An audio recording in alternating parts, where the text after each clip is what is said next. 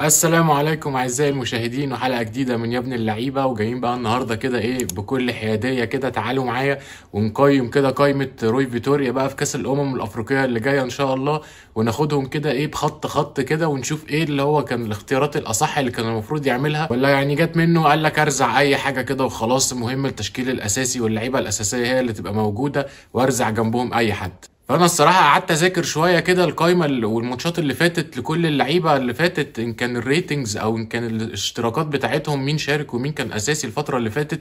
فتعالوا بقى كده نشوف مين التشكيل الاساسي اللي هو ممكن يعتمد عليه، اللي مش هيطلع من 13 14 لعيب من وجهه نظري. هم دول القوام الاساسي لمنتخب مصر. هيبقى في حراسه المرمى محمد الشناوي، على اليمين هيبقى محمد هاني، جنبيه منعم وجنبيه حجازي، وعلى الشمال يا هيبقى محمد حمدي يا اما هيبقى احمد فتوح. وانا يعني ارشح محمد حمدي اكتر. فتوح بقاله فتره ما بيلعبش مع المنتخب ولا حتى في نادي الزمالك، كان موقوف. بعد كده هيروح طبعا هيبقى قدامهم يعني مروان عطيه ومحمد النني اللي هو مقتنع بيه جدا، مع انه ما عندوش دقائق مشاركه كتيره مع النادي ارسنال، بس هو بيقتنع بيه. الحقيقه طبعا ان محمد النني فعلا يعني سيبك من موضوع مشاركاته ده، بس هو فعلا لما بينزل مع المنتخب بيبقى ليه دور واضح ودور مؤثر في نص الملعب.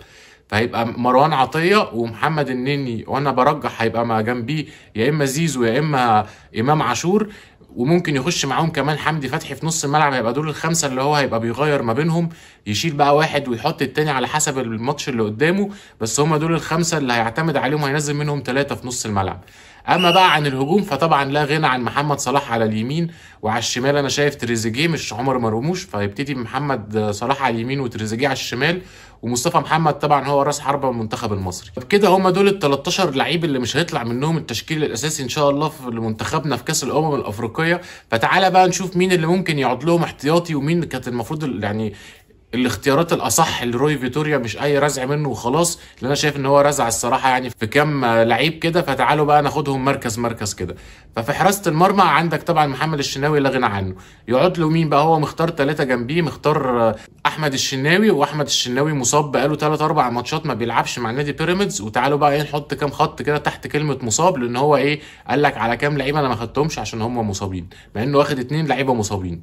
فعندك احمد الشناوي، عندك محمد صبحي اللي هو مقتنع بيه جدا، وانا حاسس ان هو يعني بيجهزه عقبال ما يبقى كاس العالم موجود، يبقى هو ممكن يكون هو الحارس الاساسي لمنتخب مصر.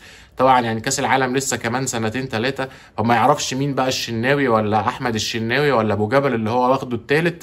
ما يعرفش مين فيهم هيبقى فورمه ولا هيكونوا بس طبعا يعني هو بيجهز لعيب صغير زي محمد صبحي. وطبعا محدش خد فرصه في حراسه المرمى في السن ده غير محمد صبحي الفتره اللي فاتت، فهنعدي له محمد صبحي. وممكن كمان نعدي له ابو جبل، ان ابو جبل يعني البطوله اللي فاتت مع انه هو يعني بيلعب في البنك الاهلي وما بيلعبش غير محلي بس، وما فيش احتكاكات قويه الماتشات اللي هو كان بيلعب فيها. بس هنعديها لابو جبل انه عنده خبره كبيره، وكاس الامم اللي فاتت الصراحه الراجل قدم اداء اسطوري مع المنتخب المصري. فهنعدي له محمد صبحي وهنعدي له ابو جبل. بس عند احمد الشناوي بقى انا شايف ان هو اللي كان لا يستحق يعني الانضمام لمنتخب مصر في كاس الامم الافريقيه. مبدئيا يعني هو مصاب، زي ما انت يعني شلت كام لعيب من القائمه عشان هم مصابين، فهو مصاب وما تعرفش كمان اصابته راجعه امتى، ان في ناس كتير قوي بتقول اصابته ممكن تطول.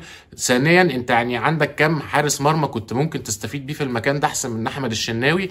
عندك انا كنت شايف محمد عواد ومحمد بسام، كنت ممكن تاخد منهم واحد، او كنت تضم لعيب صغير كمان بقى مع يبقى محمد صبحي، ويعني وحارس مرمى صغير كمان زي احمد ميهوب. يعني ليه غلطات مع نادي بيراميدز بس حارس قوي جدا، وكان ممكن يبقى ليه دور مع المنتخب المصري الفتره اللي جايه طبعا بعد كاس الامم. بس كنت خدت يعني ابو جبل ومحمد الشناوي ومحمد صبحي واحمد ميهوب، او خدت محمد بسام او محمد عواد. يعني عندك 3 اختيارات كنت ممكن تاخد منهم حارس مرمى، بس انت اخترت ان انت تروح تجيب احمد الشناوي. يعني حارس خبره وكل حاجه، بس انا شايف محمد الشناوي بعد الشر حصل له حاجه في البطوله، انت اعتقد هتميل لابو جبل، مش هتروح طبعا لاحمد الشناوي ولا محمد صبحي. فلا يعني انا شايف ان احمد الشناوي ده اول حاجه رزع من فيتوريا في القايمه. فتعالوا بقى نخش على الدفاع. طبعا الدفاع زي ما قلنا هيبقى محمد هاني على اليمين، انت واخد الاحتياطي بتاعه عمر كمال المصاب برضو. عمر كمال باك يمين طبعا يعني شفناه مع المنتخب كذا مره، وهو ده احسن اختيار بعد محمد هاني، بس انت اديك خدته وهو مصاب برضو، فهنعدي لك عمر كمال. احمد فتوح ومحمد حمدي واحد فيهم هيلعب واحد تاني هيريح، فبرضه الناحيه الشمال ما فيهاش اي مشاكل. بس احتياطي بقى السرد باكات هو اللي فيهم يعني اختيارات غريبه جدا. يعني هو شفناه في المؤتمر الصحفي بيقول لك انا اختار 2 لعيبه طوال في الدفاع، قصده طبعا على حجازي اللي هينزل اساسي، وقصده بقى ان احتياطي حجازي هيبقى هو علي جبر. مع ان انا شايف ان علي جبر كان ثغره في خط في دفاعنا يعني واضحه جدا الماتشات اللي لعبها مع المنتخب اخر فتره، ومع بيراميدز حتى ما لعبش غير 3 ماتشات اخر 8 ماتشات لبيراميدز. فلا انا مش شايف ان علي جبر كان هيبقى احسن اختيار. بس هنعدي لك لو انت قلت له انت عشان عايز لعيبه طوال يبقى احتياطي لاحمد حجازي. طبعا احنا في افريقيا هنلاعب لعيبه يعني على اعلى مستوى في المنتخبات الافريقيه، وهيبقى عندهم قوه جسمانيه كبيره، فماشي هنعدي لك قصه علي جبر. انما انا ليا تعليق كبير وعلامه استفهام على اختيار اسامه جلال واحمد سامي بالذات. الاثنين يعني انت جايب علي جبر واحمد سامي واسامه جلال الثلاثه من فرقه واحده، واثنين بس هم اللي بيشاركوا. دايما هتلاقي في واحد فيهم يعني قاعد دكه للاثنين التانيين، وده كمان دخل معاهم قبل كده محمود مرعي اللي كان لما نزل الماتش، لما محمود مرعي نزل كان احسن تقييم من اللي جنبه كمان. فتعالى بقى نشوف احمد سامي والساعه السويسريه. قال لك ده يعني ده لعيب زي الساعه السويسريه بالظبط وبيأدي كل الادوار اللي مطلوبه منه. احمد سامي لعب مع بيراميدز 7 ماتشات من اخر 8 ماتشات، هو الاكثر مشاركه من مدافعين بيراميدز يعني في اخر 8 ماتشات. بس يعني عندك بقى يعني في ماتشين بس طلعوا كلين شيت، ومرتين بس كمان هو صاحب التقييم الافضل من المدافع اللي جنبيه. يعني في 5 ماتشات كان المدافع اللي بيلعب جنبيه واخد تقييم احسن منه. يعني هو خد تقييم احسن من علي جبر في ماتش الزمالك، وفي ماتش سان داونز اللي كان بيتلعب في جنوب افريقيا اللي الصراحه يعني بيراميدز كله لعب المباراه دي على اعلى مستوى. كان برضو احمد سامي كان الاعلى تقييما من اسامه جلال المدافع اللي كان جنبيه. بس غير كده كان كل دايما المدافع اللي جنبيه كان بيبقى احسن تقييم منه. فانا شايف ان يعني ياسر ابراهيم كان يستحق التواجد مكان احمد سامي بالاخص، مش مكان اسامه جلال. هتقول لي ليه؟ هقول لك لان اسامه جلال 26 سنه، كنت المفروض تجيبه عشان تديله خبرات انه يلعب في بطوله مهمه زي كاس الامم الافريقيه، وتجهزه ان هو يبقى هو اللي جنب محمد عبد المنعم ان شاء الله في كاس العالم اللي جاي بقى يعني والبطولات القادمه. فانا شايف ان كان اسامه جلال كان هيبقى احق ان هو من احمد سامي انه يبقى موجود، وبدل احمد سامي كنت تجيب ياسر ابراهيم اللي مؤدي يعني اداء يعني خرافي مع النادي الاهلي في اخر 5-6 ماتشات. يعني عندك في كاس العالم للانديه في ال3 ماتشات اللي لعبهم كان واخد تقييم احسن من عبد المنعم اللي هو احسن يعني مدافع في القاره. هتقول لي ياسر ابراهيم مصاب، هقول لك لا، يعني اولا هو اصابته خفيفه جدا وهيخف قبل البطوله ان شاء الله. ثانيا ما انت واخد احمد الشناوي وعمر كمال وهم مصابين، واحمد الشناوي كمان اصابته ممكن تطول، وعمر كمال لسه قدامه اسبوع. فانا اعتقد ان ياسر ابراهيم كان هيخف كمان قبل عمر كمال. فما حدش يقول لي بقى هو ما خدش ياسر ابراهيم علشان مصاب، لا هو خده ان هو فضل احمد سامي اللي هو الساعه السويسريه بتاعته، وفضل اسامه جلال عنهم. مع ان انا كنت شايف ان هو كان ياخد واحد من الاثنين ده، بس ده لو كان ياخد الاثنين كانش ياخد بقى علي جبر، لان انا شايف ان علي جبر اقل واحد من ال3 دول، بس هو واخده عشان الطول بس مش اكتر. فلا لو كنت يعني عايز تشوف بالمستوى كنتش هتاخد علي جبر، وكنت هتاخد اسامه جلال واحمد سامي وياسر ابراهيم. بس لو كنت عايز تختار بالاطوال فكنت ماشي تاخد علي جبر، بس كنت تاخد ياسر ابراهيم معاه على فكره مميز في الضربات الرأسيه، وكنت تاخد جنبيه كمان اسامه جلال، وكنت تبعد احمد سامي شويه. فده اكتر مركز عليه علامه استفهام وعليه يعني اختيارات صعبه جدا بالنسبه لي، هو مركز السيرد باك. انما بقيه المراكز الى حد ما يعني دي الاختيارات الموفقه لروي فيتوريا. انت عندك طبعا احمد فتوح ومحمد حمدي، يعني ما فيش خلاف ان هم احسن باكين شمال في مصر دلوقتي، فما فيش خلاف على ان انت تاخد الاثنين دول. نخش بقى على نص الملعب. طبعا انا في البدايه يعني انا مبسوط جدا لاحمد نبيل كوكا الصراحه، لعيب صغير وبيقدم يعني مستويات عاليه جدا في نص الملعب. كلنا طبعا شفنا اداؤه في كاس العالم للانديه، وازاي يعني في الماتش بتاع فلومينيسي افتقدناه، وكان فعلا اكرم توفيق نزل مكانه، بس يعني طبعا اكرم ما قدرش يأدي الادوار اللي كان بيأديها احمد نبيل كوكا.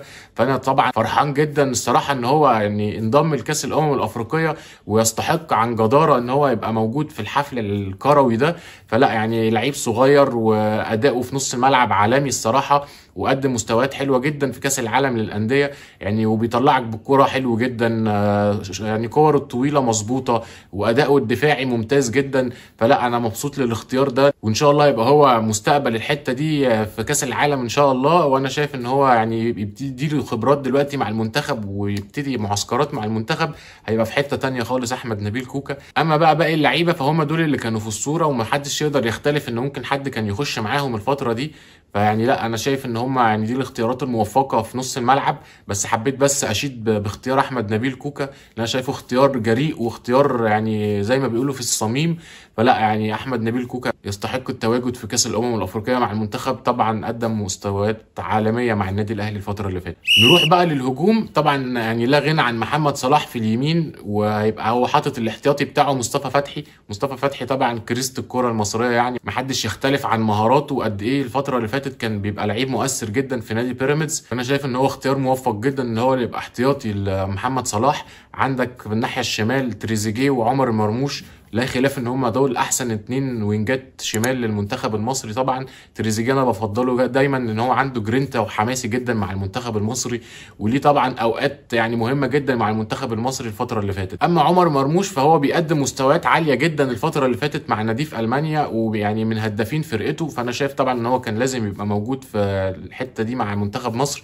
بس انا شايف ان تريزيجيه يعني هو اللي يبدا اساسي، نظرا طبعا ان هو خبراته اعلى ويعني وبيلعب بجرينتا عاليه جدا. نروح بقى لراس الحربه. طبعا مصطفى محمد لا خلاف ان هو راس حربه منتخب مصر، هو حاطط كهربا معاه. بس يعني انا بقى ليه يعني تعليق على احمد حسن كوكا. احمد حسن كوكا يعني الفتره اللي فاتت اداؤه دايما مع المنتخب ما بيبقاش احسن حاجه، وبيلعب في دوريات يعني بيلعب في الدوري اليوناني وبيلعب شويه في الدوري التركي، بس يعني دوريات مش اقوى حاجه اللي هو بيقدم فيها مستويات عاليه تقدر يعني تهيئه ان هو يبقى موجود مع المنتخب في كاس الامم الافريقيه. فانا الصراحه كنت شايف ان انت كنت ممكن ما تاخدش احمد حسن كوكا، كنت تاخد عندك محمد شريف، كنت ممكن تاخده، كنت ممكن تاخد اسامه فيصل لو عايز تاخده ان هو لعيب صغير وتبتدي تديله خبرات. انت كده كده هتعتمد على مصطفى محمد وبعديه كهربا. فانا كنت شايف ممكن اسامه فيصل كنت انت واخده في القائمه المبدئيه، كنت ممكن تاخده ثالث معاهم. وزي ما كنت برضو واخد اوفا كنت ممكن تختار ما بين اوفا وما بين اسامه فيصل، كان واحد ممكن يبقى هو موجود مع كهربا ومصطفى محمد. انا شايف ان احمد حسن كوكا الصراحه ملوش دور مع المنتخب، واداؤه دايما بيبقى عليه علامه استفهام مع المنتخب. ومش هتكلم طبعا بقى على حسين الشحات، لان حسين الشحات مكانه اتنين لعيبه تقال جدا الصراحه على الوينج الشمال ولا على الوينج اليمين. وفي اخر فتره حسين الشحات كان بيلعب باداء فردي شويه مع النادي الاهلي، فانا ما احبش ان اللعيب ده يبقى موجود في المنتخب في الفتره دي مع انه فورمه عاليه جدا. طبعا كل الناس هتقول لي انت بتهاجمه ومش بتهاجمه. لا انا مش بهاجمه، بس انا فعلا يعني هو فورمه عاليه وكل حاجه، بس انا ما بحبش اللاعب الفردي. كلكم يعني شفتوا فيديوهاتي على احمد عبد القادر كنت ازاي بنتقده مع انه من احرف لعيبه الكره المصريه. فلا يعني انا ما بحبش اللعيب المهاري وبيلعب فردي مع نفسه بس، لا لازم تلعب مع الفريق. بس عايزكم بقى تاخدوا بالكم بقى يعني تشوفوا اختيارات القايمه، ان اقطاب الكره المصريه ابتدت تتغير ولا ايه. دايما كنا متعودين ان الاهلي والزمالك بيبقى اكتر من نص من المنتخب او يمكن تلتين المنتخب متاخدين من الاهلي والزمالك. بس دينا شفنا بقى اهو الاهلي متاخد منه 7 لعيبه، بيراميدز متاخد منه 6 لعيبه، اما الزمالك متاخد منه 2 بس. فشكل الاقطاب المصريه هتتغير ولا ايه؟ ففي النهايه بقى يعني حابب كلنا يعني خلاص نقفل يعني صفحه القايمه وخلاص لازم نساند الناس اللي موجوده، ونتمنى ان المنتخب المصري يعني يقدم صوره وشكل طليق ان هو بطل التاريخي لكاس الامم الافريقيه. فلا يعني ان شاء الله نرجع بقى لامجاد كابتن حسن شحاته والجيل الذهبي اللي نايم افريقيا كلها 6 سنين ورا بعض. فلو عجبك الفيديو يا ريت تنزل بقى تخبط اللايك وتدوس سبسكرايب وتفعل زر الجرس عشان يوصلك كل جديد. سلام.